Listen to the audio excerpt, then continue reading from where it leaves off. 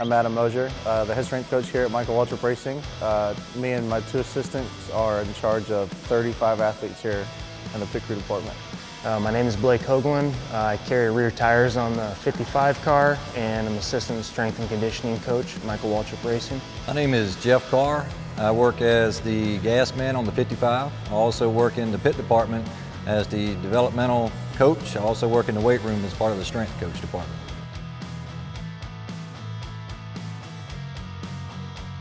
I wrestled my whole life growing up. I think when I started wrestling in college, it became more important to me, playing on a different level and having to compete against better guys required me to take better care of myself. For me, it's been a constant just because I've always had to work with different teams in an athletic environment. I started out with football in high school, and you get to a point when you recognize and you understand that unless you keep up with the lifestyle, then you're not going to keep up with the body, and the body's going to break down. When the body breaks down, well, there goes the career, so you got to stay on top of everything. I think it became important to me in college. Wasn't the biggest guy, but I had the opportunity to play football, so I realized there that I had to do more to keep up, put on some size, so then I started paying more attention to what I was doing. Before that, it was just kind of doing what you needed to.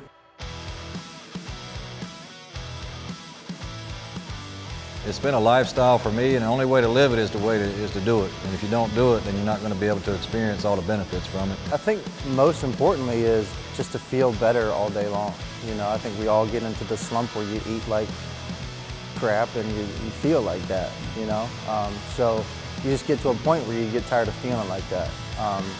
And now we all fall into slumps, or most of us do, and then you try to pull yourself out of that. So I think the most important part of being and living a healthy lifestyle for me is just to feel better.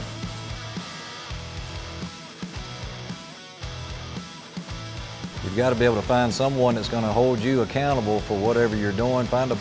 Maybe it's a friend, a buddy, a spouse, or whoever, and set the goals accordingly and make it a challenge to where it's competition. Anytime, good competition is always good as long as the outcome is great. I'd say 2 things. 1, just start.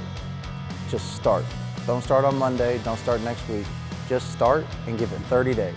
To find your purpose in it and what your interest is, and then go out and find experts in that field on social media or YouTube or anything like that to help motivate you is great ways to be successful.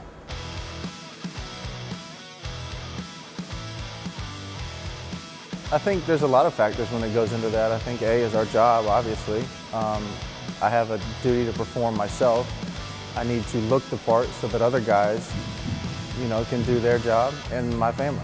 For me personally, with pit crew, you know, I just want to be the best at my position, and my ego that, you know, drives me to stay on top. For me, the motivation comes in when you see the results. Results are big, and they're key for helping you to get a little extra help along the way. There's always a point where you feel like you don't want to work out, or you feel like you don't want to do anything that day. Your body's sore, name them, there's plenty of excuses. But at the end of the day, walking through the door is the hardest part. If you can just get through the door, then the rest of it takes care of itself as far as what you do, because the days when it's the hardest are the days where you get the most benefit.